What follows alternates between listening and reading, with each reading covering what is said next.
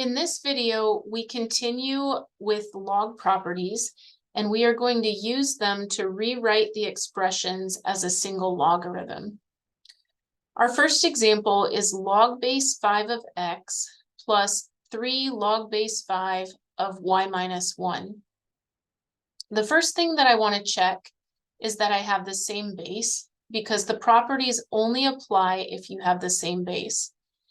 In this case, both of my logs are base 5. So I have log base 5 of x plus 3 log base 5 of y minus 1. Now, the first property I'm going to use is the power property. And the power property says that if I have k times log base b of m, that's equivalent to log base b of m to the k power.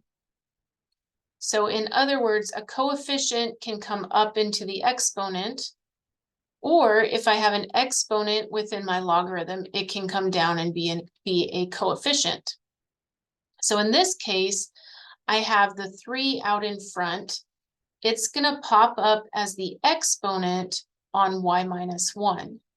So my first step is to do that. So this would become log base 5 of x. I'm not doing anything with that first term yet. Plus log base 5. And I'll go ahead and write double parentheses and then y minus 1 to the third power and close my second set of parentheses. Now I see there's a plus between the two logs. That tells me that I need to use my product rule that says that I can multiply. So the product rule says that if I have log base b of m plus log base b of n, that is equal to log base b of m times n. So m times n becomes the argument of the log. So I'll go ahead and use that one. So I'll have a log base 5. And now I need to multiply these. So I'm going to go ahead and put either brackets or parentheses. And I'll have x, that's my first argument, times y minus 1 cubed, that's my second argument. And then close the brackets. This would be your final answer. Log base 5 of x times y minus 1 cubed. All right, let's do another example. Remember these log properties because we might use them again.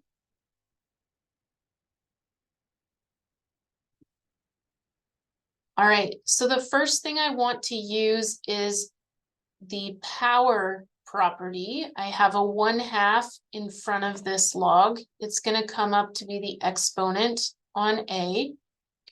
I have a 3 in front of my second log. That will come up to be the exponent on x. And then I have a 5 in front of my third log. That will come up to be the exponent on b.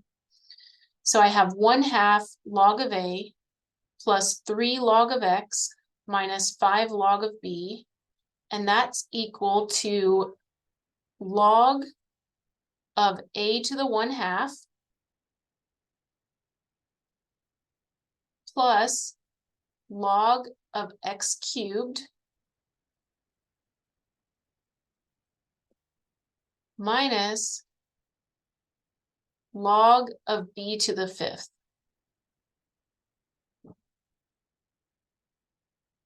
All right, so I've used the power rule. Now I want to go ahead and focus on these first two logs.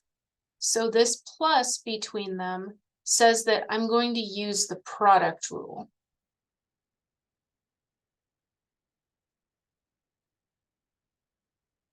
If you have a plus between two logarithms, you can combine them into a single logarithm and multiply the two arguments together. So this would become log of a to the 1/2 times x cubed. And I haven't done anything with the next part, minus log of b to the 5th. So now I'm going to look at the minus between the two logs, and that tells me that I need to use the quotient rule,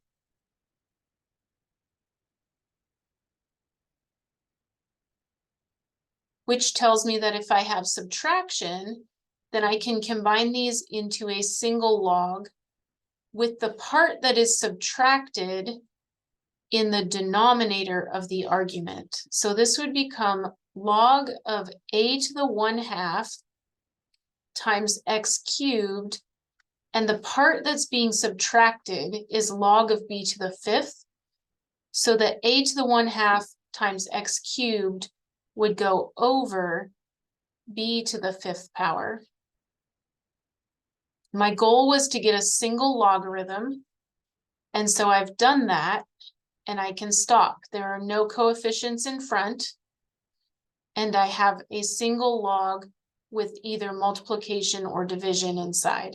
So log of a to the 1/2 times x cubed over b to the 5th.